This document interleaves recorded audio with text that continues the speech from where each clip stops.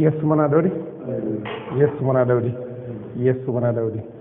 Okay, tuanze kipindi chetu leo tarehe 15 mwezi wa 8 mwaka 2021. Somo letu la leo linasema nini? Invest in truth and faith. Wekeza kwenye kujiamini na kwenye imani. Ni maeneo mawili ambayo ni ya msingi sana. Ukiwekeza katika maeneo utaona kabisa historia ya maisha yako inabadilika. Eneo la kwanza la kuwekeza ni kwenye kujiamini. Kabla hata hujamwamini Mungu, unajiamini wewe mwenyewe. Ndio eneo la kwanza la mwanadamu kuwekeza, kujiamini. Usiwe na hofu, usiwe na mashaka, usiwe na wasiwasi, usiwe na uoga. Hatukuumbia roho ya uoga. Lazima ujiamini. Tofauti na hapo hakuna kitakachotokea, itakuwa ni historia. Lazima uwekeze kwenye kujiamini. Na nataka nikufundishe ni kwa nini tunasema kabla hujamwamini Mungu unabidi ujiamini wewe mwenyewe. Kwa sababu kuna mahali Mungu atakutuma, lazima wewe unajiamini. Kweli uongo? Kuna mahali Mungu atakutuma. Mungu alikuwa anamtuma Musa Misri. Musa anasema nini? Siwezi kuongea mimi ABCD. Anaanza kukataa kwa sababu hajiamini.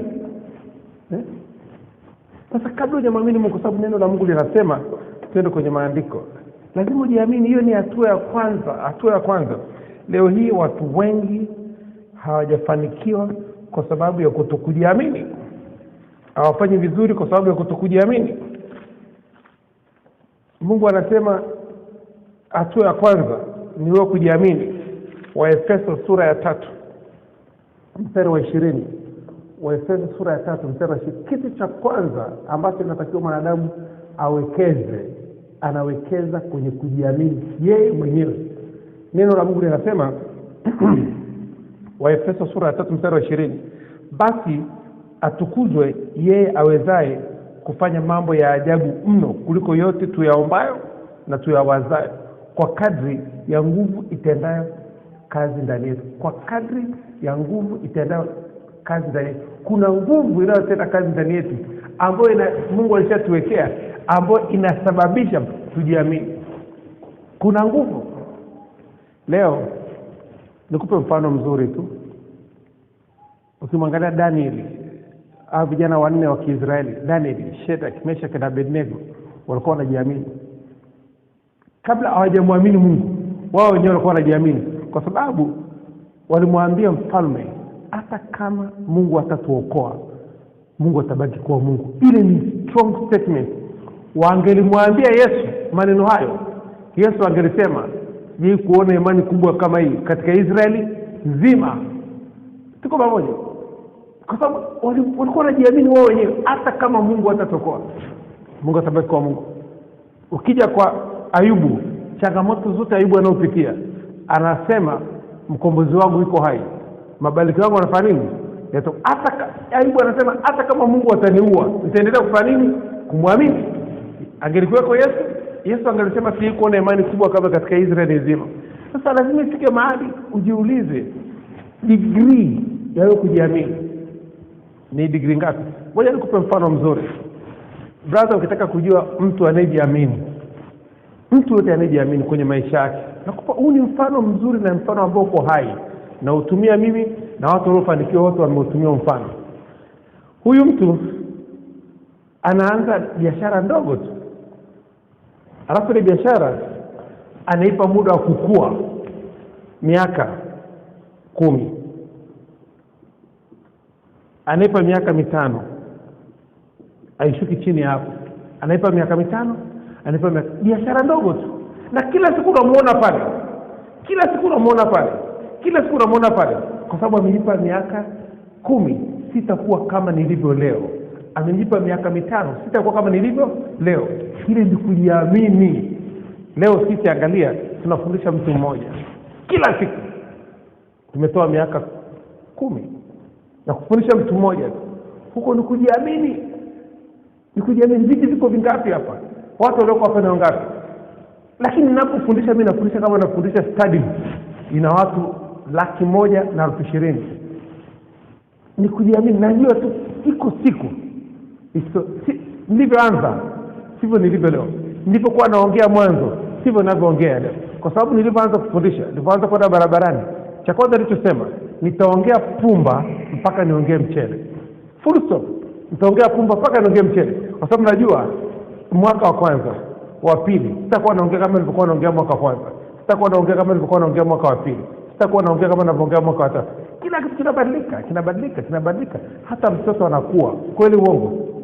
Anakuwa. Paulo anasema, nilipokuwa mtoto mchanga, nilifahamu kama mtoto mchanga, nilisema kama mtoto mchanga, nilifikiri kama mtoto mchanga. Nilipokuwa mtu mzima niliyabatilisha mambo ya kitoto. Ni kujiamini. Kwamba kujiamini unajipa muda wa kukua. Kwamba najua baada ya miaka hii nitakuwa mtu fulani. Baada ya miaka hii nitakuwa mtu fulani. Huko ndiko kujiamini. Tofauti na hapo ukui. Na kuna kitu unachofanya ambacho kitakusababisha wewe ukue. Sasa watu wengi wanataka vitu vya kutokea saa hiyo. Mtihani wa kwanza wa kujiamini unaupima kwenye muda. Mtihani wa kwanza unasema naanza hii biashara, naanza kufuga kuku, naanza na kuku mmoja. Najua baada ya mwaka nitakuwa na kuku 30. Ni kujiamini. Naanza na mbuzi mmoja, baada ya mwaka nitakuwa na mbuzi 20. Naanza na mbuzi mmoja. Huko ni kujiamini. Ni kujiamini. Na kitu unachokiongea unakijua kitatokea. Kwa sababu kuna watu ambao wameshafanya hicho kitu kikatokea. Ngoja nikupe mfano mmoja. Brother, maisha ni mchezo ambao umeshachezwa. Maisha ni mchezo uliorekodiwa. Maisha ni mpira ambao ufanya nini? Umeshajua matokeo. Kwa sababu kuna mtu unayemjua alikuwa maskini, leo ni tajiri. Kweli uongo? Kuna mtu ulikuwa unamjua kabisa alikuwa mtoto, leo ni mtu mzima. Angalia watoto wako. Angalia watoto wako. Alipotoka siku ya kwanza amezaliwa, leo mnafanana? Amfanani. Inafika mahali mtoto yule uliona anazaliwa leo, wewe una mke na yeye ana nani? Ana mke. Unasema mtoto amezaliwa hapa, leo anaenda anaoa, leo naye anazaa watoto. Amekuwa. Sasa lazima ujiamini kwamba kuna mtu anasema maisha ni mafupi. Ukisikia mtu anasema maisha ni mafupi, ajiamini. Maisha sio mafupi. Maisha sio mafupi. Ukitaka kujua maisha sio mafupi, una masaa 24 kila siku. Nikuulize kitu kimoja. Hayo masaa yako 24 kila siku umeyajaza? Unalala masaa mangapi? Unapumzika masaa mangapi? Unafanya kazi masaa mangapi? Kama umeshindwa kujaza masaa 24, unasemaje maisha ni mafupi? Hayo masaa 24 tu yenyewe yamekushinda kuyajaza, au uko busy masaa 24, unasemaje maisha ni mafupi? Maisha sio mafupi. Ni kwamba huyu ni mtu ambaye hajiamini. Mtu ambaye anatakiwa aseme maisha ni mafupi ni mtu ambaye amejaza masaa 24. Anataka Mungu aongeze yawe masaa 48. Anataka Mungu aongeze siku moja mchana kuwa kuna masaa 24 na usiku kuwa kuna masaa 24. Huyo ndio mtu amejaza muda wake. Lakini mpaka sasa hivi duniani watu waliojaza muda wao ni wachache sana. Na wale watu waliojaza muda wao ndio wanasema maisha ni mafupi, kwa sababu ule muda hautoshi kufanya vitu unavyotaka kufanya. Lakini wewe hujajaza muda wako, utasemaje maisha ni mafupi? Bado muda mwingi upo unapotea, unamwagikia chini. Kwamba lazima ni kutokujiamini. Brother, hatua ya kwanza mwanadamu ni kujiamini. Ni kujiamini. Wakati Mungu, nataka nikupe mfano utakaye kusaidia. Kabla hujamwamini Mungu, lazima ujiamini wewe mwenyewe. Kwa sababu Mungu alisema na tumfanye mtu kwa mfano wetu na kwa sura yetu. Ina maana kwamba wewe ni mfano wa Mungu na wewe ni sura ya Mungu. Cha kwanza kabisa inabidi ujiamini. Cha kwanza kabisa lazima ujiamini kwamba mimi ni mfano wa Mungu, mimi ni sura ya Mungu. Alafu neno la Mungu linaendelea kusema kwenye Zaburi ya 139 mstari wa 14. 139 mstari wa 14, neno la Mungu linasema, nitakushukuru kwa kuwa nimeumbwa kwa jinsi ya ajabu ya kutisha nitakushukuru kwa sababu nimeumbwa kwa jinsi ya ajabu ya kutisha. Ina maana lazima ujiamini kwamba umeumbwa kwa jinsi ya ajabu ya kutisha. Alama zako za vidole hazifanani na mtu yote. Mapigo yako ya moyo hayafanani na mtu yote. Alama macho yako hayafanani na mtu yote. Yaani hakuna kitu kinachofanana nacho mtu mwingine. Kwamba wewe umeumbwa kwa jinsi ya ajabu na ya kutisha. Lazima ujiamini tu kwamba jinsi ulivyoumbwa naweza kufanya kitu fulani. Sasa hebu niambie, kama kuna walemavu, kama yule mchungaji ambaye hana mikono hana miguu, leo anahubiri, leo ameleta watu wengi kwa Kristo, ni kwa sababu ya nini? Kujiamini. Akuangalia upungufu alionao katika mwili, akuangalia hana miguu hana mikono, lakini anajiamini 100%. Leo angalia watu ambao amewaleta kwa Kristo. Leo angalia mtu mwenye mikono, mwenye miguu, mwenye kila kitu anachofanya. Yule bwana kitendo cha kujiamini kumemtembeza dunia nzima. Ukishajiamini utaiona dunia, utatembea dunia ukijiamini. Lakini ukishakuwa muoga, basi Yesu anasema yote aaminie ataokoka. Ukiamini, kujiamini. Sasa leo unakaa unashindwa kujiamini, unashindwa kupanga mipango yako ya muda mrefu, kwa sababu kujiamini ni kupanga mipango ya muda mrefu. Alafu naanza kidogo. Unapanga mipango ya muda mrefu, naanza kidogo. Kama vile sisi brother, ngoja nikwambie. Kuna vitu vitatu ambavyo tunasimamia kwenye hii huduma. Tunaamini changamoto tunazopitia, tunaziamini. Tunaamini kung'ang'ana tunakopitia, tunaamini misukosuko yote ambayo tunayopitia. Ni kwa sababu, kwa nini nakwambia hivyo? Na tunaamini ugumu wa maisha tunaopitia, tunaamini. Kwa sababu na tunaamini iko siku moja tutaondoka kwenye hayo maeneo. Sio kama tuko pamoja. Kwanza kabisa nataka tunamwamini Mungu. Tunamwamini Mungu namba moja. Pili, tunaamini changamoto tunazopitia. Tatu, tunaamini ugumu wa maisha tunaopitia. Nne, tunaamini kung'ang'ana tunakopitia. Tano, tunaamini kwa siku moja tutaondoka kwenye hizo changamoto. Kwa sababu kuna kitu tunafanya. Kwa sababu lazima uamini, kwa sababu zile changamoto ndizo zinazokufanya wewe kuwa mtu fulani. Zile changamoto ndizo zinazokutengenezea shuhuda. Na masaa 24. Kwa kuna kitu tunachofanya. Na maandiko, twende kwenye maandiko. Nimewambia ninamwamini Mungu, naamini kung'ang'ana nakopitia, naamini changamoto nazopitia, naamini ugumu wa maisha naopitia, na naamini siku moja nitatoka huko. Twende kwenye maandiko. Wakorintho wa kwanza sura ya 10 mstari wa 13. Wakorintho wa kwanza 10:13. Neno la Mungu linasema, jaribu alikuwapata ninyi isipokuwa lililo kawaida ya wanadamu, ila Mungu ni mwaminifu. Kwa sababu tunamwamini Mungu ambaye hata tuacha tujaribiwe kupita, hata waacha mjaribiwe kupita mwezavyo, lakini pamoja na lile jaribu atafanya na mlango wa kutokea ili muweze kustahimili. Atafanya na mlango wa kutokea. Kwa sababu tunaamini vitu vyote hivyo. Tunamwamini Mungu, tunaamini changamoto tunazopitia, tunaamini kung'ang'ana tunakopitia, tunaamini ugumu wa maisha tunaopitia, tunaamini iko siku moja tutatoka huko. Kwa sababu kuna kitu tunafanya. Hatukai bure, tunatumia muda wetu vizuri. Kwa sababu lazima ifike mahali ujue kabisa kwamba eneo la kwanza la mtu kuwekeza ni kujiamini. Hilo ni eneo la kwanza la mtu kuwekeza.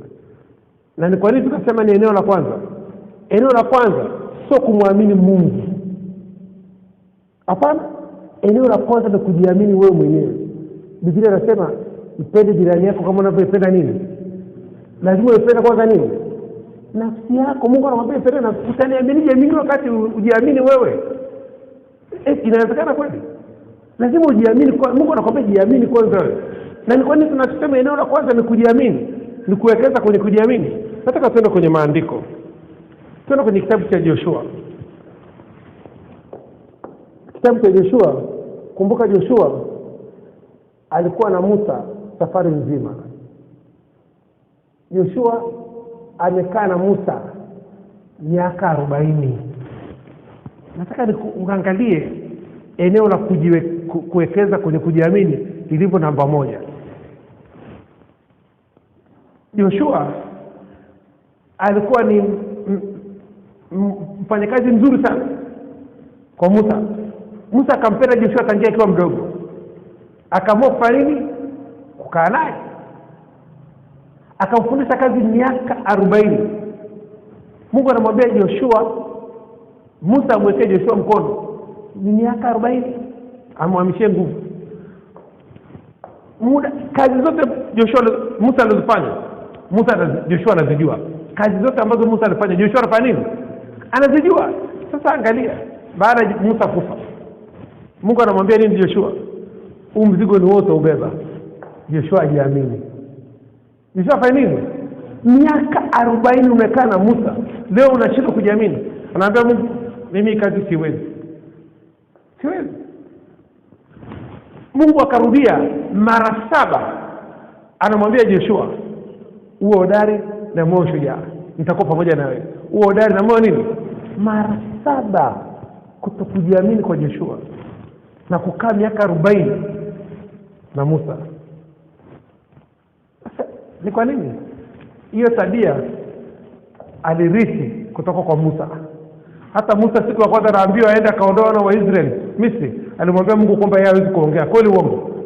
Anataka siwezi kuongea. Alianza kuleta sababu.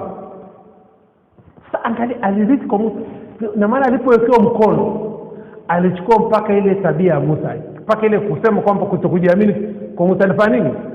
Alichukua kila kitu cha Musa, na yeye akaanza kusema sijiamini, mimi siwezi. Mungu anamwambia mahali popote utakapokanyaga utamiliki, nitakuwa pamoja nawe. Sasa jaribu kuangalia eneo la kujiamini, miaka 40. Kwa sababu Mungu anataka uwekeze kwanza kwenye kujiamini. Daniel, Shadrach, Meshach na Abednego waliwekeza kwenye kujiamini. Wakamwambia mfalme, hata kama Mungu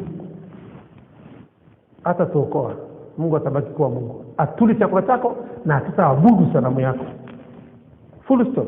You need the power of trust, self trust, nguvu ya kujiamini mwenyewe. Unajua brother, ngoja nikwambie, kujiamini mwenyewe ni kukubali kufa. Kujiamini mwenyewe ni kujua kabisa kwamba nilikuwepo hapa na kazi yangu nimemaliza, niko tayari kuondoka. Ukishakubali kufa tayari, mtu yote ambaye yuko tayari kufa kwa ajili ya kitu fulani anachoamini, yule mtu anajiamini. Paulo anasema kuishi ni Kristo, kufa ni nini? Ni faida. Kufa ni faida. Yesu angelikuwepo kipindi hiyo, anamsikia Paulo anasema vile, angelimwambia Paulo, sije kuwa na imani kubwa kama katika Israeli. Kufa ni faida, kuishi ni Kristo. Sasa lazima uko ni kujiamini. Ukisoma historia ya Paulo kwenda kuhubiri Injili, kuna mahali alikuwa anakwenda mpaka anapangisha chumba anakaa na kuhubiri Injili kwa siri. Ni kujiamini. Ukiangalia historia ya Yesu, wanafunzi wake anamwambia, wakati Yesu ameletoa habari kwamba Lazaro amefariki, atujui ni nani alimpelekea Yesu habari, lakini Yesu akapata habari Lazaro amefariki. Yesu akamwambia wanafunzi wake kwamba Lazaro amelala. Akamwambia kwamba kama amelala simwache ataamka. Akamwambia kwamba amekufa. Akamwambia okay, nabidi tuende. Akamwambia, tunakumbuka tulipita pale wakataka kupiga na mawe, utapitaje pale? Yesu akamwambia usiku wanalalaga, tutapita usiku. Tutapita nini? Ni kujiamini, tutapita usiku. Hebu nataka niwaambie kitu kimoja. Una watu 12, watu 11 pamoja na Yesu, watu 13 pamoja na Yesu, ni 13. Mnapita pale Mtoambu usiku, mnakwenda Karatu. Hakuna mtu wa Mtoambu hata mmoja atawaona saa 8 usiku. Hata amsha wenzao, watawaamsha. Hii ni grupu la watu wanapita saa 8, wanapita usiku saa 9. Wasema hapana, huyu jamani yule ni yule Yesu huyo. Yule jamaa anapita anakwenda wapi? Wataamsha wenzao wawavamie. Lakini Yesu alikuwa anawaambia tutapita usiku. Ni nguvu ya kujiamini. nguvu ya kujiamini. Sasa leo hii ni eneo la kwanza la kuwekeza. Wekeza kwanza kwenye kujiamini. Na tumesema kuwekeza kwenye kujiamini, jaribu kitu kimoja. Hata kusoma Biblia kwa mwaka mmoja, ukasoma dakika 15 kwa siku, utamaliza mwanzo mpaka mwisho. Hebu wekeza kwenye kujiamini kwa mwaka mmoja tu. Unawekeza kwenye kusoma Biblia. Tunasema nataka nisome Biblia kwa mwaka mara moja.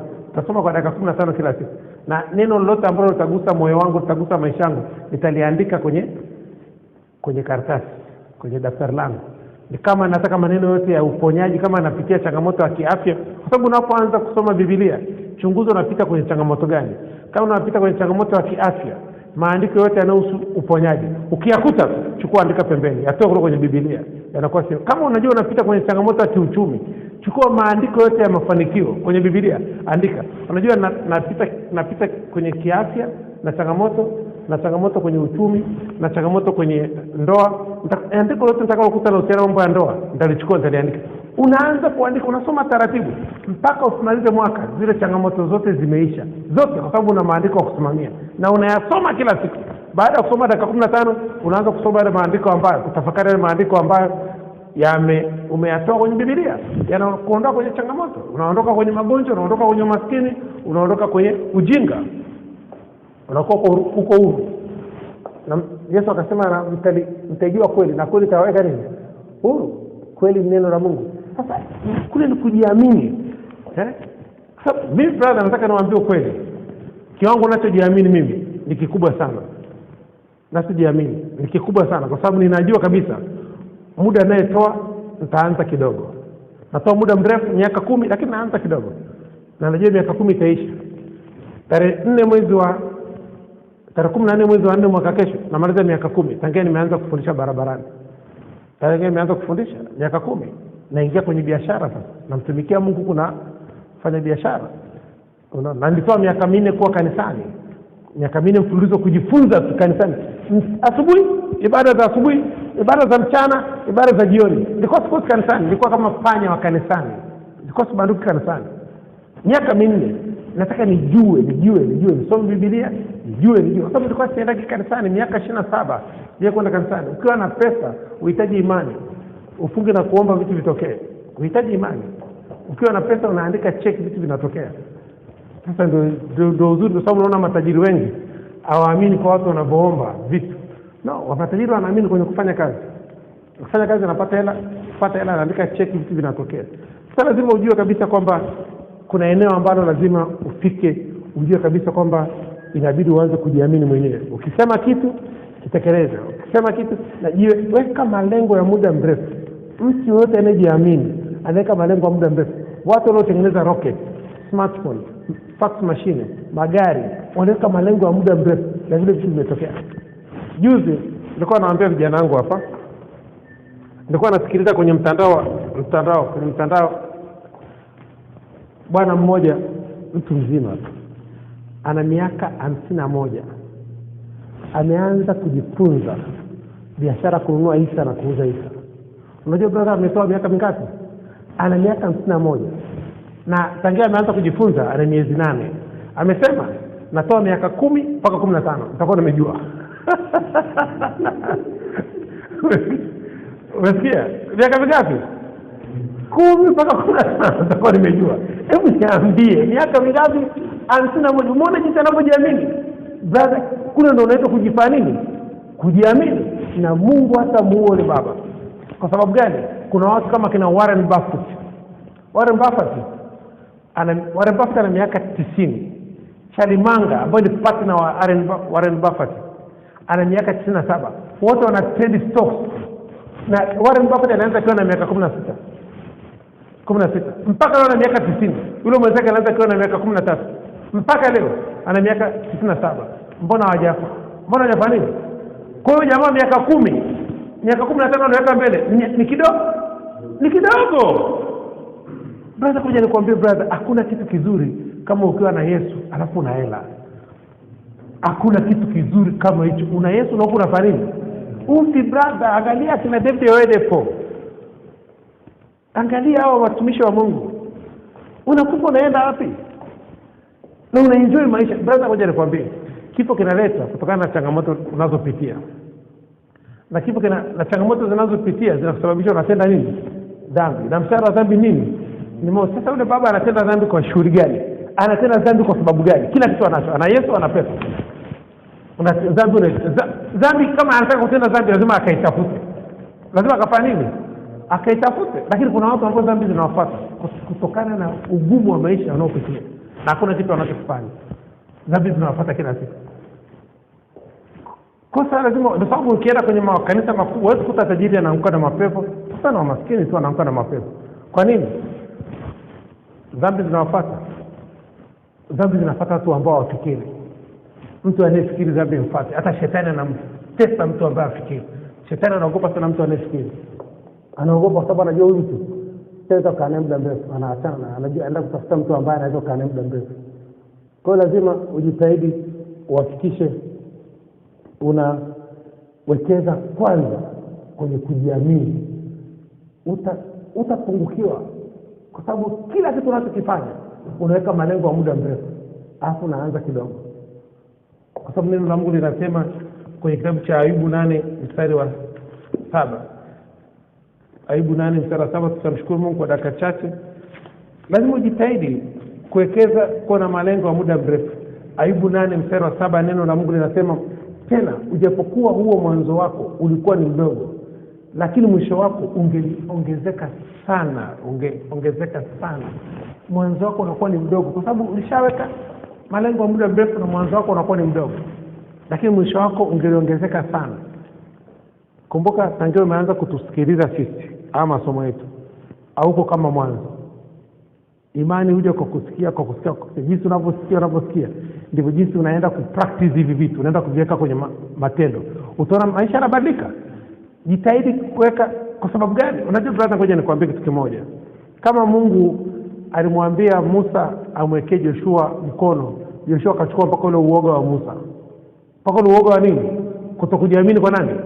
Kwa Musa. Kaanza na yeye kutokujiamini. Nitawapa maandiko ya Joshua yote. Sasa ina maana kama mimi na panga mipango wa muda mrefu, alafu naanza kidogo kwa kujiamini, ina maana na nyinyi mtafanya hivyo hivyo.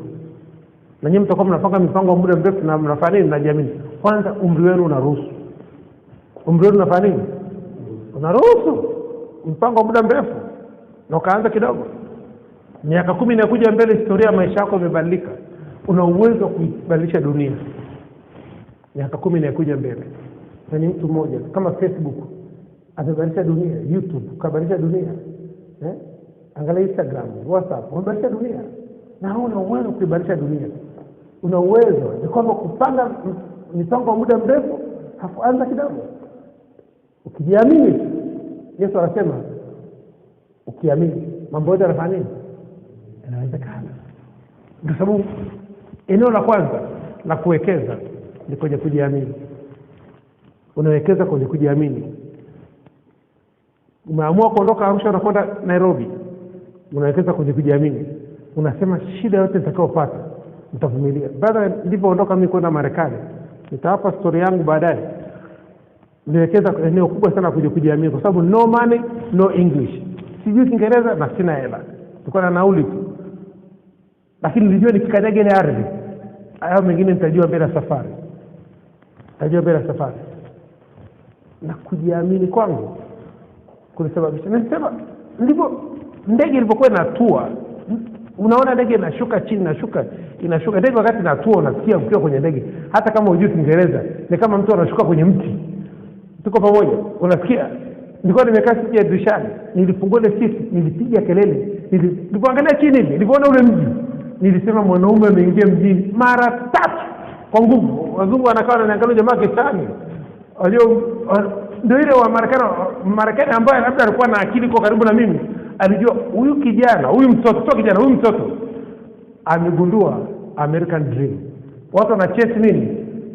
American Dream. Jamaa alipoangalia chini tu akaanza kuongea huko. Nikaanza kusema mwanaume ameingia mjini mara 3 kwa nguvu. Yaani city 5 za nyuma wanasikia, 5 upande, kila upande wanasikia. Hapo nimeangalia kule chini tu, nasema mwanaume ameingia mjini. Kutoka Mtwambu mpaka New York, the capital of the world, mji mkuu duniani.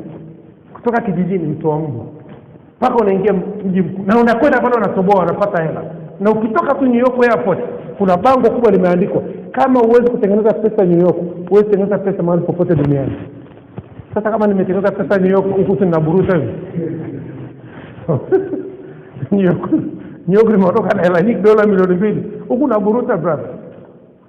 Sasa swala ni kwamba nini? Ni kujiamini.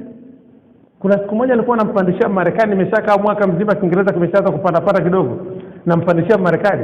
Nilijiuliza ni mimi nilikuja nikiwa fala katika nchi. Inawezekana brother, ni kujiamini. Kila kitu kinawezekana. Yaani nampandishia Marekani mpaka yule Marekani akaondoka.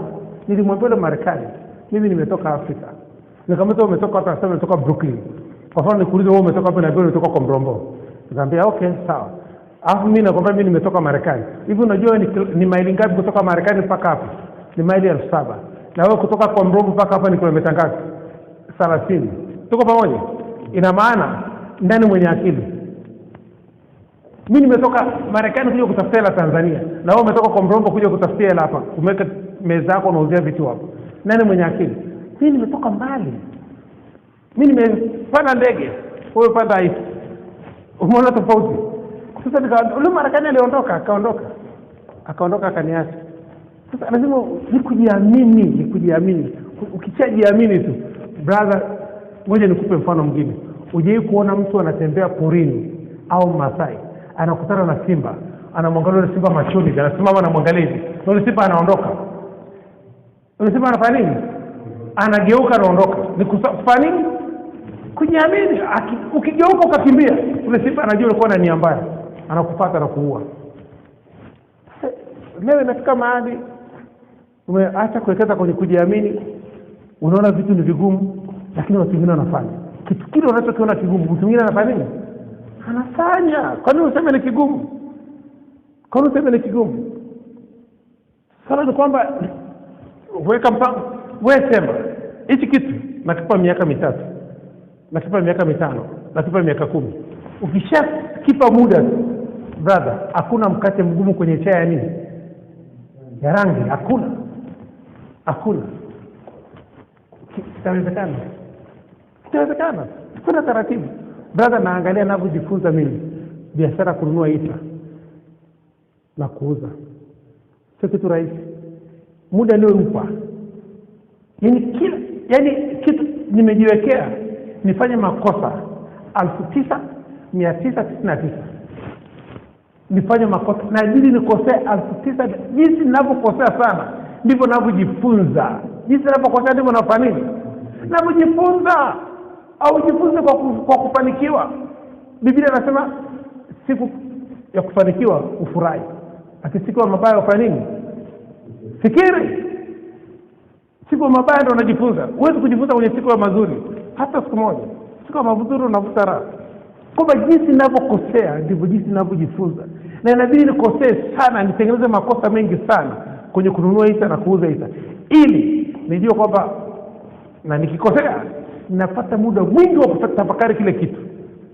Kuliko nikifanikiwa hamna kutafakari, unasherekea. Unatafakari nini? Lakini ukikosea unarudi nyuma kuangalia ulikosea wapi. Kwa sababu Biblia inakwambia kumbuka ni wapi ulikoanguka ukatubu. Yaani ubadilike. Kumbuka ni wapi ulikokosea ubadilike. Kumbuka, rudi nyuma. Unarudi nyuma, umekosea hatua 3 mbele, unarudi nyuma hatua 50. Kutafuta ni wapi ulikokosea. Unajua ndipo watu wanafanya. Unajua nimekosea hapa, unarudi nyuma unaangalia ni wapi nimekosea huko. Uje kuna mtu anatengeneza kitu, anakosea, anabomoa tena anaanza upya. Anajua anarudi kwanza. Ni kama vile unatembea unakwenda mahali. Hii ni njia panda.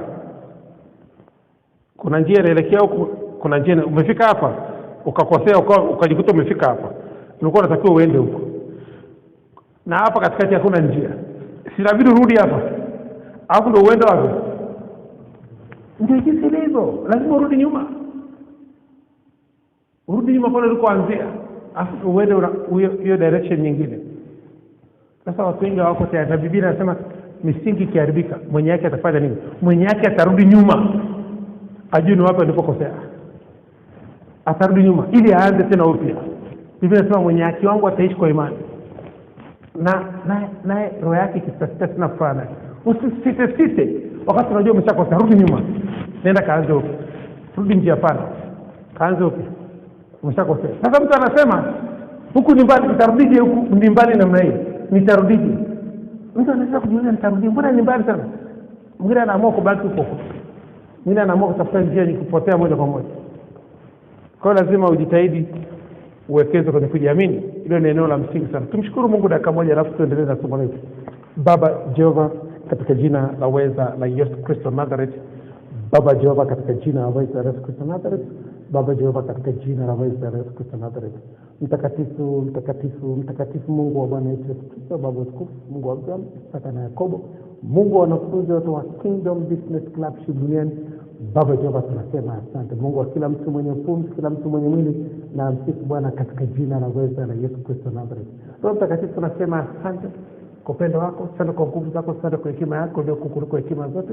Asante kwa majira haya saa 4 tunafanya na kushangilia katika jina la uweza la Yesu Kristo Nazareth. Tunafungua malango ya saa 4 kwa damu ya Yesu Kristo Nazareth. Tunafungua malango ya kujifunza neno la Kristo, tunafungua malango ya kujiamini, tunafungua malango ya imani, tunafungua malango ya kazi, malango ya biashara, malango ya huduma, tunafungua malango ya spidi ya Kristo, ya kufikiri, ya kutafakari, ya kusoma, ya kuandika, ya kusikia na kuona maono, kuona ndoto, kuona maandiko, kuona vitu na watu katika jina la uweza la Yesu Kristo Nazareth.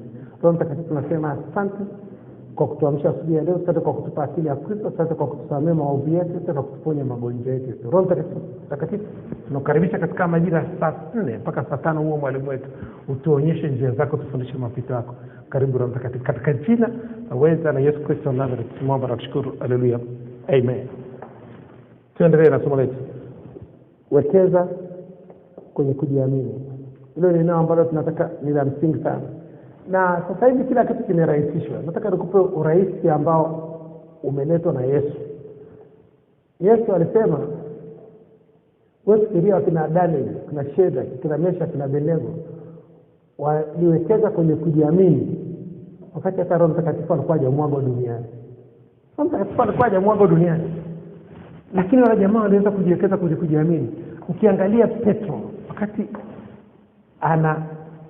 muona Yesu anatembea kwenye maji, akamwambia Yesu, ni wewe? Akamwambia ndio. Wako watu 12 kwenye boti, kama ni wewe niambie nije. Akamwambia njoo. Petro aliwekeza kwenye kujiamini, alishuka kwenye boti kwenye meli, kweli uongo, kaanza kutembea kwenye maji. Sasa lazima ukae chini ujiulize, mtu ana Roho Mtakatifu alitembeaje kwenye maji? Ni kwa sababu aliwekeza kwenye kujiamini. Na hana Roho Mtakatifu hana Roho Mtakatifu, aliwekeza kwenye kujiamini. Alisema kama Yesu anatembea kwenye maji, na mimi nitatembea kwenye maji. Aliwekeza kuamini kwenye nguvu ya sauti ya Yesu.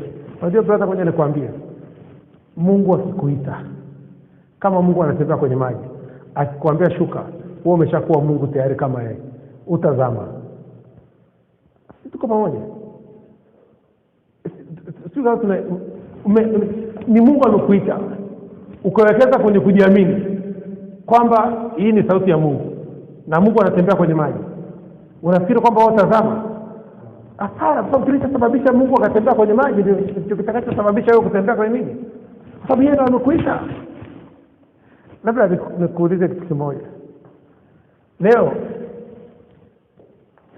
kuna rais wa nchi, na rais inabidi awe na msaidizi, makamu wa rais. Na unajua makamu wa rais ni nani? Ni rais. Makamu wa rais ni nani? Ni rais. Kwamba akakuita wewe uwe makamu wake, tayari umeshakuwa nini? Umeshakuwa rais. You are a president. Sisi tuko pamoja. Tayari umeshakuwa rais. Yaani mkwambia njoo tufanye kazi pamoja, tayari umeshakuwa nini? Rais. Ni kama vile mwanaume tajiri sana, mwanaume tajiri kama Suleiman akaenda kwenye familia maskini, akamkuta binti, akampenda, akataka awe mke wake. Kitendo cha yule binti kuolewa na Suleiman ni nusu ya mali. Wameshafanya nini? Wameshagawana. Nusu ya mali ya Suleiman wameshagawana. Mwanamke ile siku huyo ametoka kwenye familia maskini, huyo amekuja, huyu ni tajiri. Huyu tajiri katafuta pesa kwa miaka na miaka. lakini anagawana yule mwanamke mali nusu kwa nusu siku moja kwa sababu ya tendo la ndoa kuoana. Sasa lazima ujue kabisa kwamba ni kuwekeza kwenye kujiamini. Usipowekeza kwenye kujiamini, vitu havitokei. Vitu vingi havijatokea kuanzia miaka yote katika maisha yako, ni kwa sababu ulikuwa kuna vitu ambavyo ulivisikia, uliviona, ukuvifanya kwa sababu ulikuwa hujiamini kama kitatokea leo vimetokea. Alafu naanza kusema ilikuwa ni wazo langu. Ni kweli kabisa ilikuwa ni wazo lako, lakini haukuchukua hatua kwa sababu ulikuwa hujiamini. Ukiangalia muda ambao sisi tumechukua na tumeutoa, kanisa ambalo tulikuwa tunaabudu, mchungaji anauliza, mbona watu wamekaa hapa kwetu miaka 8 kwenye kanisa letu, lakini mbona hakuna kitu wanachofanya kama cha kwetu hata kimoja? Umeelewa? Kwa sababu gani brother? Ngoja nikwambie maeneo ambao hii huduma inaamini.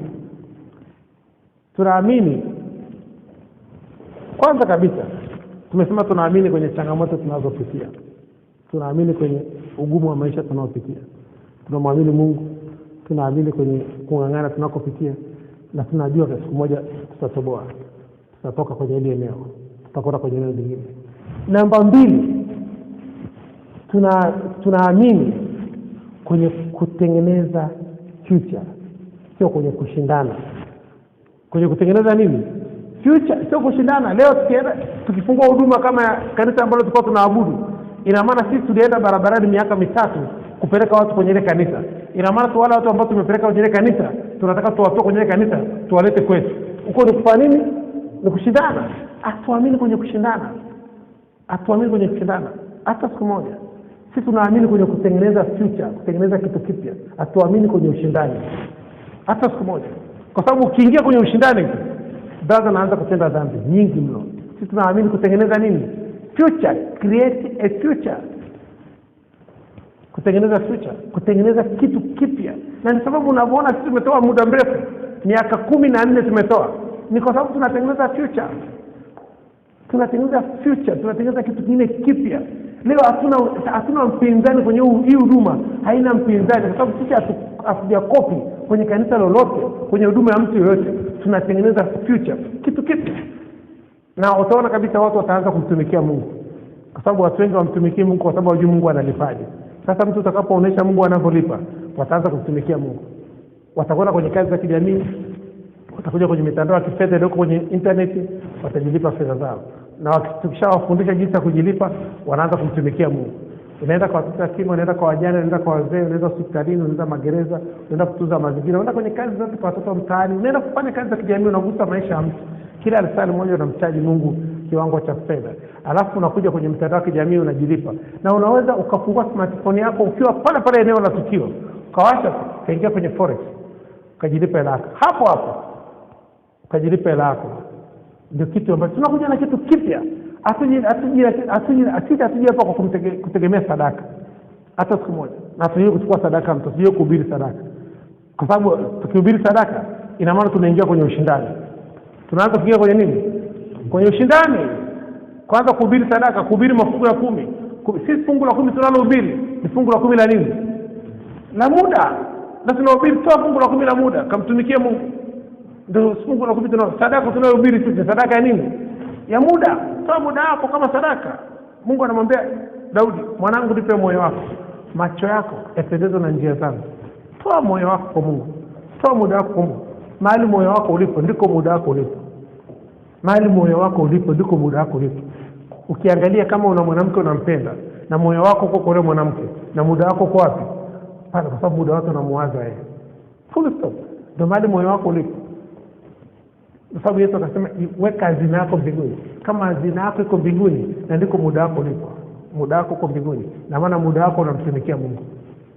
Kwa lazima ifike mahali ujue kabisa kujiamini ndiko kunakoleta ushindi, sio ushindani. Kwa hiyo sisi namba 1 tumesema tunaamini michakato yote tunayopitia kwenye maisha. Namba 2 tunaamini kutengeneza future. Namba 3 tunaamini katika utoaji, give, kutoa. tunatoa muda, tunatoa knowledge tulionayo, maarifa tulionayo, tunatoa akili tulionayo, tunawapa watu wengine. Tunatoa muda wetu. Kumtoa muda wako ni kutoa maisha yako. Mimi ninapokupa muda wangu nimekupa maisha yangu. Ina maana mimi ninapotoa muda wangu lisali moja kwako nimekupa kipande cha maisha yangu. Ninapotoa muda lisali moja kukufundisha, muda lisali moja kukusaidia, na maana nimetoa kipande cha maisha yangu, umemega kipande cha maisha yangu kwamba ninatoa. Na watu wengi utaona kwenye nenda kwa matajiri wengi, nenda kwa watu washauri wengi, mwambie hebu niambie njia ya kufanikiwa. Nenda kwa tajiri yote tu, hata Marekani, wazungu wengi, wazungu utaona wanakuambia kufanikiwa ni vitu vitatu. Lazima uwe na network, uwe na mtandao wa watu. Pili, uwe na brand, uwe na jina. Tatu, ustadi, ujifunze washindani wako. Study your competitors. Umeelewa? Sasa brother, kwa Mungu hiyo ifanye kazi. Kwa Mungu unatafuta njia moja simple, njia moja rahisi. Ukitaka kufanikiwa, uwe mtoaji. Tuko pamoja? Sio kuwa na mtandao, sio kuwa na brand, kuwa na jina kubwa, sio kuwa kujifunza tabia za washindani wako. Sifa moja kubwa. Sasa ngoja nikwambie, Yesu alisema amani nitakayowapa sio amani ya duniani. Tuko pamoja? Sio amani ya nini? Ina maana hata maarifa nitakayowapa sio maarifa ya nini? Ya duniani.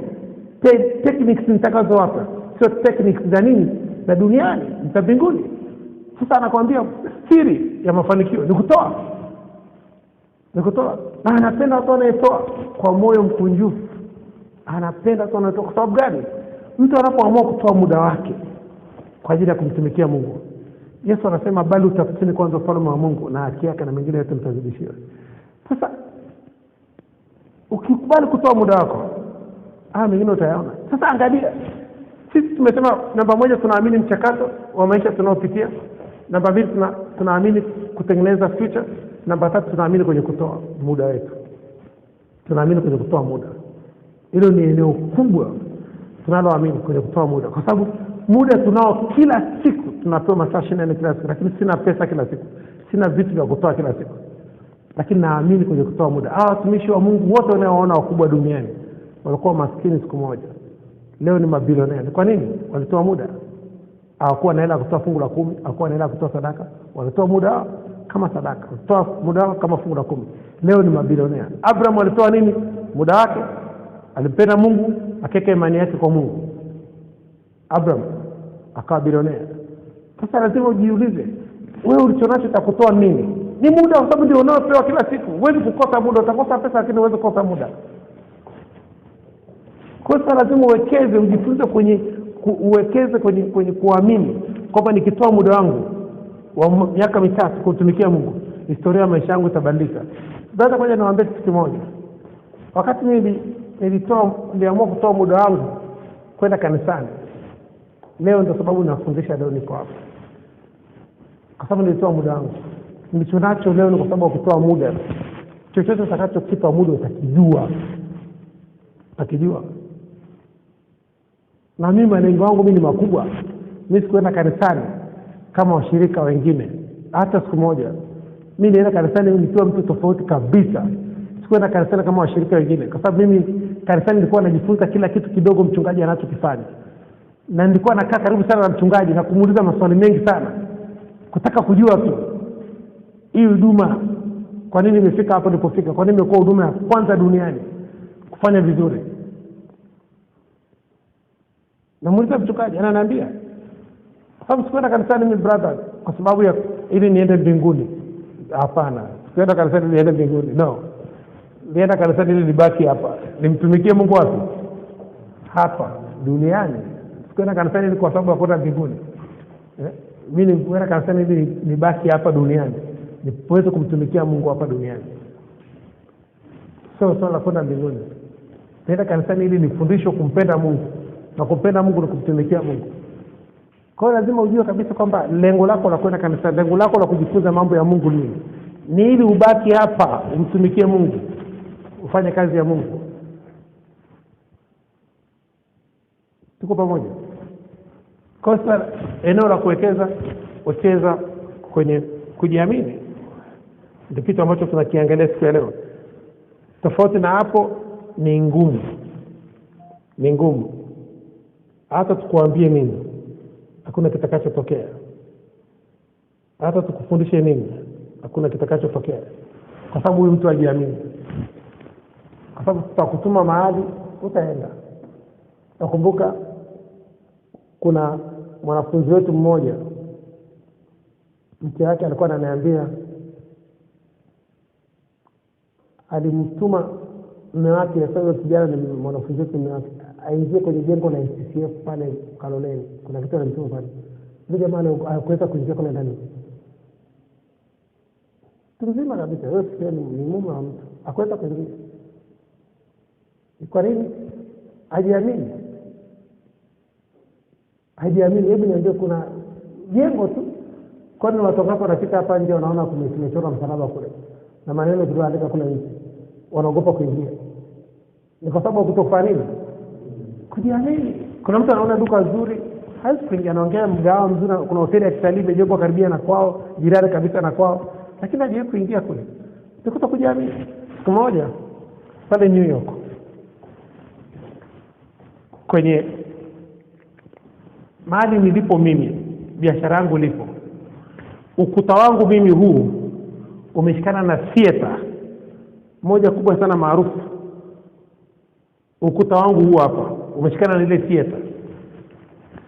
Yaani huko ni theater maarufu sana, inaitwa Apollo Theater. Ni theater ambao mastaa wote wa Marekani weusi walianzia hapo.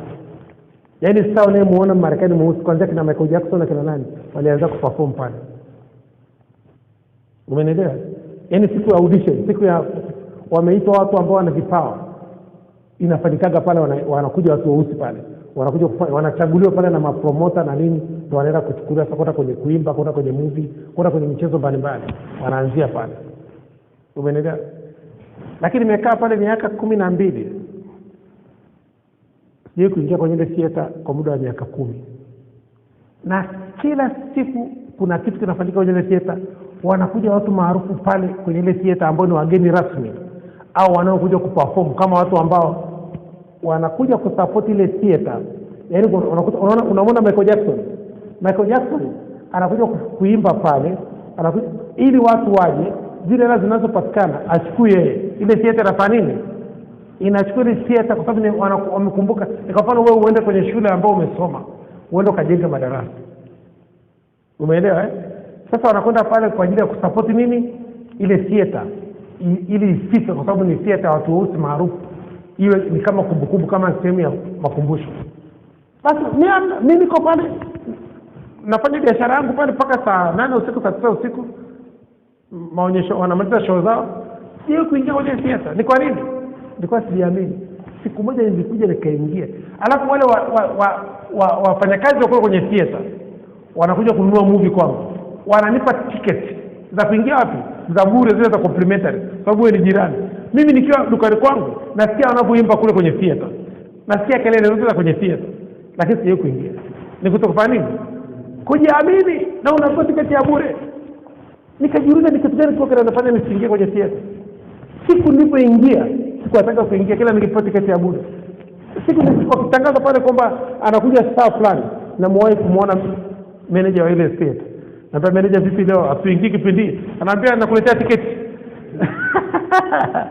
Nakuletea tiketi ya bure. Na wakati watu wengine kuingia wanalipia $80, $100, $120 kuingia. Unapewa tiketi ya bure complimentary. Sasa ni kwa sababu kutokujiamini. Mali unakuta unaishi mahali fulani, umekaa hapa Arusha miaka na miaka, unje kuingia hoteli ya kitalii yote, hata kwenda kujisaidia. Sio kununua kitu. Unafika reception, jamaa naomba mnionyeshe toilet. Bora unijisaidia ili hata uangalie vyoo vyao viko vipi. Ili hata ukijenga nyumba yako ujenge choo kama hicho. Ni kutokujiamini. Ni kutokufanya nini? Kujiamini. Yeye hajakaa vizuri. Sasa Mungu anataka, Mungu atakupa kitu ambacho umekiona. Kama hujakiona Mungu afanye nini? Akupe. Mungu anamwambia Musa, Abraham, Inua macho yako, angalia kaskazini, kusini, mashariki, magharibi. Umbali huo utakaoona, nchi yote uliyoiona, nitakupa na uzao wako. Kama hakuona angelimpa? Asingelimpa. Anaomba ule umbali utakaoona ndio utakaomiliki. Sasa lazima uangalie Mungu akupe kitu ambacho anamwambia Yeremia, waona nini? Yeremia naona mfito wa mlonzi. Mungu anakwambia nitakupa kitu ambacho umekiona. Leo nataka kuoa mwanamke ambao hujamuona, Mungu atakupa? Mungu akupe mpaka umuone, umwambie Mungu vipi huyu? Anakwambia huyo sawa. Au anakwambia huyo hapana. Huyo ni wa mtu mwingine, huyo ameshapata, huyo ameshabukiwa na mtu mwingine. Huyo sasa hivi ni mke wa mtu tayari. Na unaona kabisa ni binti mdogo tu hajaolewa, lakini Mungu anakwambia huyo tayari shampa mtu mwingine, kuna mtu mwingine shampa huyo. Tafuta ambaye yuko free, yuko single. Kwa hiyo lazima ujue kabisa mpaka uone ndio utapewa hicho kitu. Na kuona utaona kwa kujiamini. Ukiwa unajiamini utaona vitu vingi sana. Ukiwa unajiamini utakuwa unaona vitu vingi sana ukiwa unajiamini. Lakini kama hujiamini utakaa uone kitu, utakuwa kwenye giza. Kujiamini kunasababisha mtu kuona. Hiyo ndio siri kubwa ya kujiamini. Kujiamini leo utaingia Toyota utaangalia magari. Kweli uongo? Utaingia kwenye pale Toyota anakuuza magari, utaingia ukague gari. Utaingia kwenye yadi za magari. Kwa sababu kujiamini, utaingia kwenye maduka ya viatu, maduka electronics, utaingia kwenye maduka ya nguo, utajaribisha suti na unapiga selfie.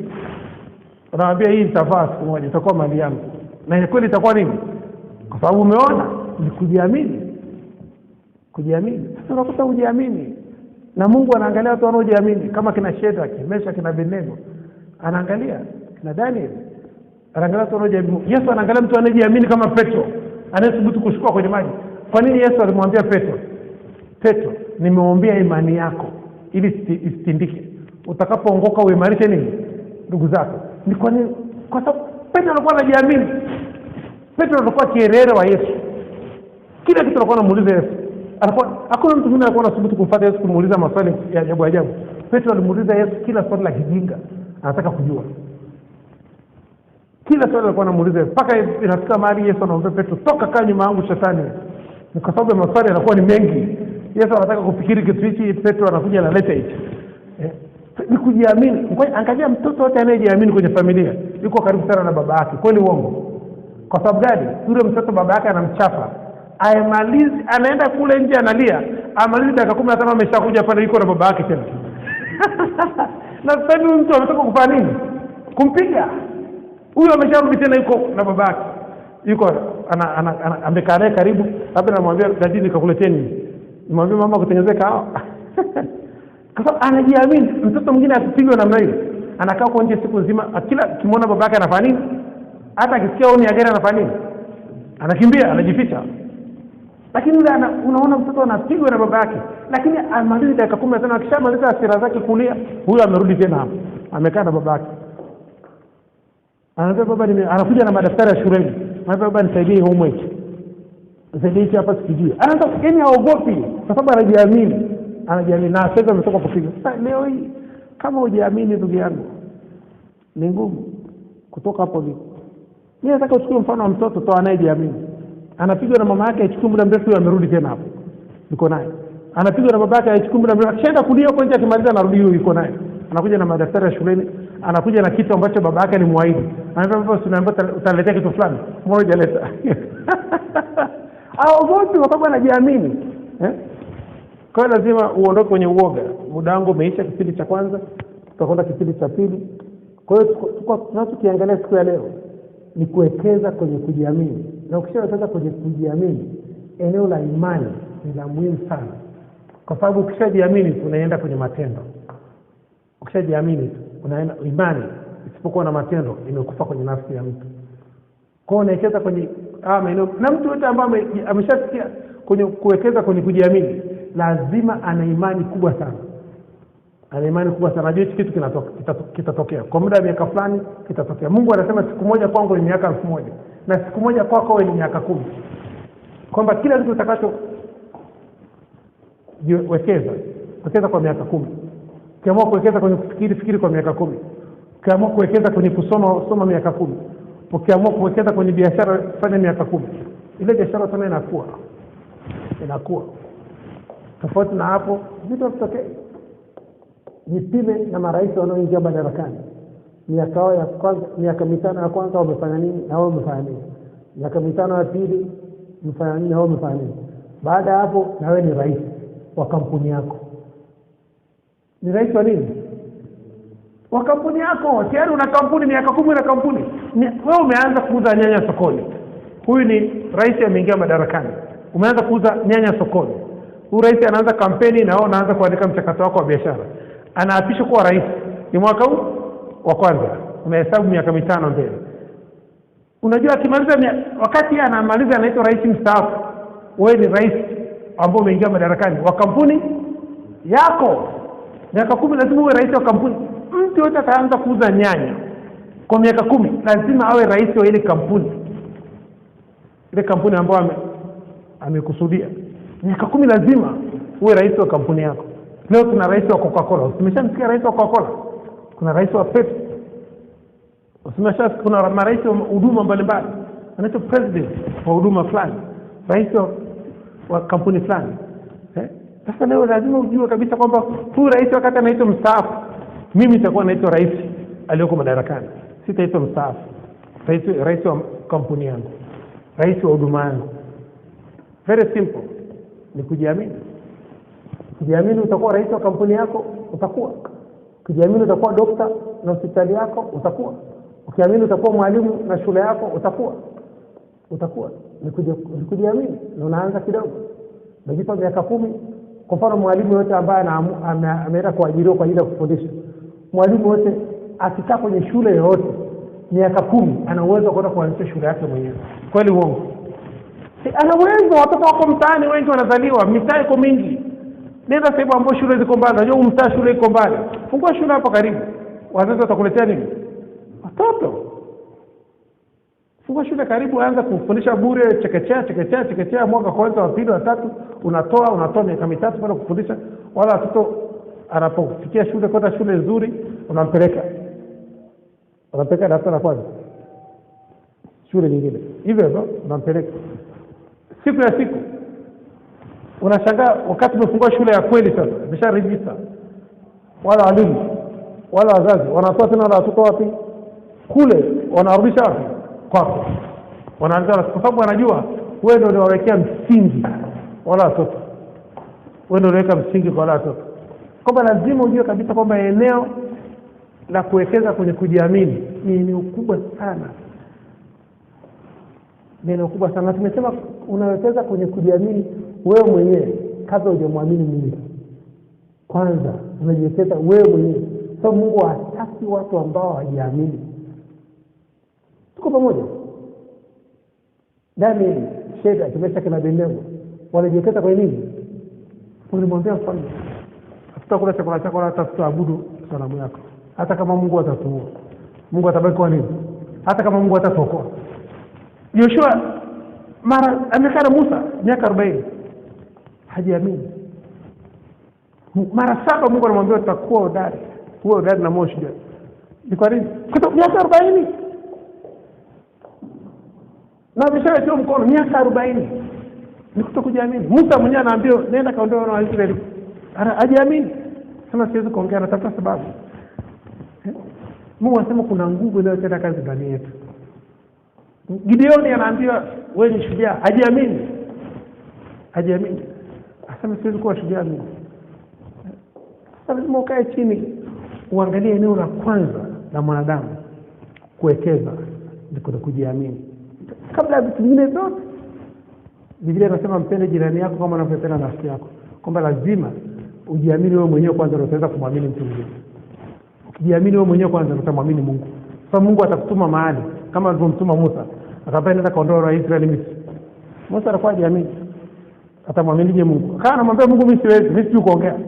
Hawezi kumwamini Mungu. Anaambia Mungu wakikataa, Mungu anambia ingiza mkono mfukoni, toa mkono umekuwa na ukoma. Anaambia rudisha mkono mfukoni, anaambia tupo hivyo chini. Mungu anatafuta namna ya kumwaminisha bado amwamini Mungu. Anaambia wana wa Israeli angalia mapigo 10 yamefanyika Misri. Bado hawamwamini Mungu. Wanafika jangwani wanafia watu jangwani. Hajiwekeza kwenye kujiamini. Unajua ukishajiamini wewe utamwamini Mungu. Sasa unakuta wewe hujiamini na uamini mtu mwingine yote. Watu wengine watu wanaona ni watafurusha tu, watu sio watu, kwa sababu wewe mwenyewe hujiamini. Unaona watu wengine sio waaminifu. Kama ni eneo la kwanza kuwekeza kwenye maisha yako ni kujiamini, ili Mungu akikutuma mahali popote unamwamini Mungu, unaamini neno la Mungu, unaamini sauti ya Mungu. Lakini kama ukiwekeza kwenye uoga, Mungu hawezi kuwekeza kwako, hawezi kutuma mahali popote, hawezi kutuma, hawezi kukupa kazi, hawezi kukupa maono, kwa sababu maono ya Mungu yanakuja na changamoto. Kwa sababu kama anajua jamaa akipata changamoto kidogo atafanya nini? Ataniacha. Na Mungu akishaona kama utamwacha, anajua jiwekeza kwenye kujiamini, anapita tu. Kwako anapita. Wewe unaimba unapozuru wengine usinipita, yeye anapita. Nasema jamaa bado hajiwekeza kwenye kujiamini. Kwa sababu hakuna kitu ambacho ameshawahi kusema nitakifanya akaanza na akafika mwisho.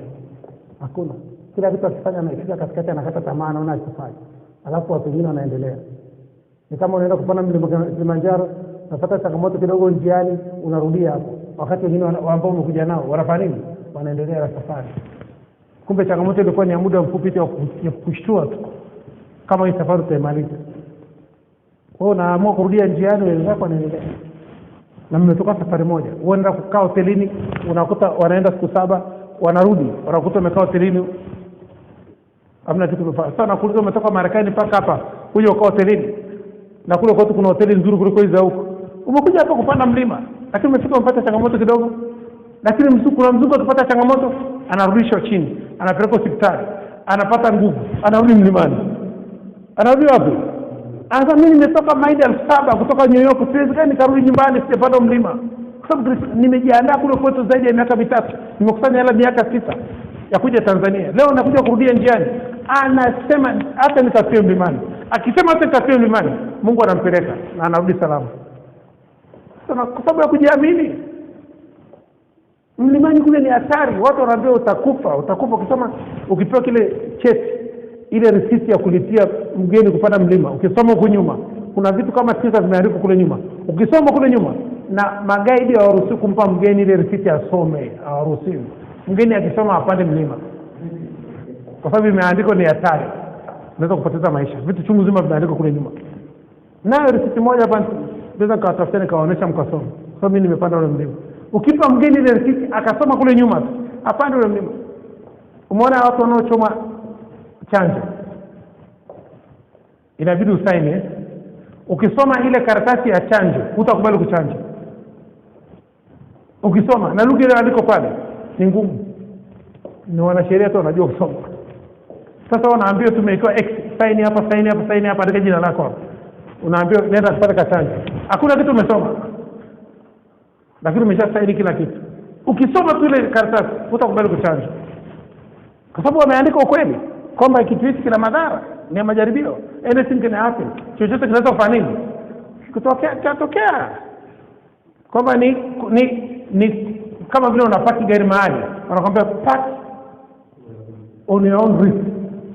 Kiswahili nini? Unapaki on your own risk. On your own, anything can happen. Gari yako inaweza kuvunjwa kioo, usitudai. Gari yako inaweza kuibiwa kitu usifanye nini? Park for your own risk. Imeandikwa kibao, kimeandikwa pale. Kibao kimeandikwa.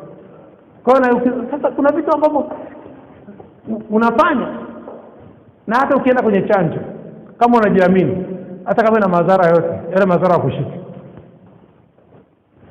Kweli uongo? Mlima Kilimanjaro kuna madhara ukipanda. Lakini ukijiamini ukipanda kuna madhara tena kushika. Ukijiamini unapanda na shuka. Na unaendelea na maisha vizuri. Kujiamini. Yohana tulipizwa kwenye tenki la mafuta. Unajiamini. Unakuweka kwenye mafuta na kutoa mafuta ya moto na bado uko mzima. Na kujiamini. Ukijiamini brother, utaingia mahali pagumu na utatoka. Kama hujiamini, ukiingia mahali pagumu utoke brother. Mimi kitu ninachochukua mfano mzuri tu ni wanawake wanapoingia leba kwenda kujifungua. Mwanamke anapoingia kwenda kujifungua ni nusu ya nini? Ya kifo. Mwanamke anaingia akijiamini, anatoka na mtoto wake. Na kule anatoka na nani? Na mtoto. Amemshika mtoto wake hivi. amesahau machungu yote anayosikia, amesahau kila kitu.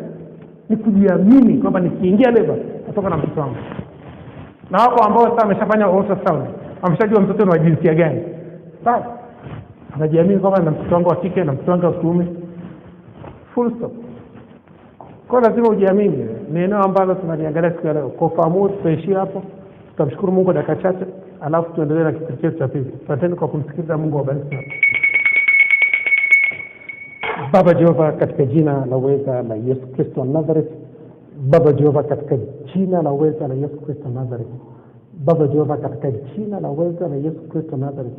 Mtakatifu, mtakatifu, mtakatifu Mungu wa Bwana Yesu Kristo, Baba utukufu, Mungu wa Abraham, Isaka na Yakobo, Mungu wa wanafunzi wote wa Kingdom Business Clubship duniani. Baba Jehova, tunasema asante. Mungu wa kila mtu mwenye pumzi, kila mtu mwenye mwili, na msifu Bwana katika jina la uweza la Yesu Kristo Nazareth. Roho Mtakatifu, tunasema asante kwa majira haya ya saa 5, tunayafurahia na kushangilia katika jina la uweza la Yesu Kristo Nazareth. Tunabariki majira ya saa 5 na kuyatakasa kwa damu ya Yesu Kristo Nazareth. Tunabariki majira ya saa 5 na nuru ya Kristo, afya ya Kristo, tajiri wa Kristo, hekima ya Kristo, maarifa ya Kristo, mafunuo ya Kristo, ujuzi wa Kristo, ubunifu wa Kristo, upendo wa Kristo, imani ya Kristo, matumaini ya Kristo, uaminifu wa Kristo, furaha ya Kristo, amani ya Kristo nyingi kama mchanga wa pwani katika jina la uweza la Yesu Kristo Nazareth. Tunafungua malango ya saa 5 kwa damu ya Yesu Kristo Nazareth. Tunafungua malango ya kujifunza neno la Kristo. Tunafungua malango ya kazi, malango ya biashara, malango ya huduma. Tunafungua malango ya kujiamini. Tunafungua malango ya imani ya Kristo. Tunafungua malango ya spidi ya Kristo, ya kufikiri, ya kutafakari, ya kusoma, ya kuandika, kusikia na kuona maono, kuona ndoto, kuona fursa, kuona vitu na watu, kuona maandiko katika jina la uweza la Yesu Kristo Nazareth. Tunafungua malango ya spidi ya Kristo, ya kufikiri, tafakari, spidi ya Kristo, kufanya kazi, kufanya biashara, kufanya huduma katika jina la uweza la Yesu Kristo Nazareth. Tunafungua malango ya akili ya Kristo, ufahamu wa Kristo, maarifa ya Kristo, mafunuo ya Kristo, ujuzi wa Kristo, ubunifu wa Kristo. Roho Mtakatifu, tunasema asante. Tunafungua malango mkate wa kila siku. Tunafungua malango ya kibali cha Kristo mbele ya Mungu na mbele ya wanadamu. Tunafungua malango ya wanafunzi wa Kristo katika huduma, wateja wa Kristo katika biashara. Roho Mtakatifu, tunasema asante. Tunafungua malango ya neema ya Kristo iliyozidi, ujasiri wa Kristo iliyozidi katika jina la uweza la Yesu Kristo Nazareth. Roho Mtakatifu, tunasema asante kwa kutuamsha asubuhi ya leo, kwa kutupa pumzi, kutupa afya, kutupa nguvu, kutupa uzima, kutupa akili ya Kristo, kutupa ufahamu wa Kristo, kujitambua, kutupa matumaini ya Kristo siku zetu za baadaye katika jina la uweza la Yesu Kristo Nazareth. Asante Roho Mtakatifu kwa kutusamehe maovu yetu na kutuponya magonjwa yetu yote. Roho Mtakatifu, nasema asante. Unastahili sifa, unastahili hekima, unastahili nguvu, unastahili uwezo, unastahili kuabudiwa, unastahili shukrani, unastahili utukufu, unastahili heshima, unastahili baraka, unastahili utajiri katika jina la uweza la Yesu Kristo Nazareth. Roho Mtakatifu, tunakaribisha tena katika majira ya saa 5, uwe mwalimu wetu, utuonyeshe njia zako, utufundishe mapito yako. Karibu Roho Mtakatifu katika jina la uweza la Yesu Kristo Nazareth. Tunaomba na kushukuru. Haleluya. Amen.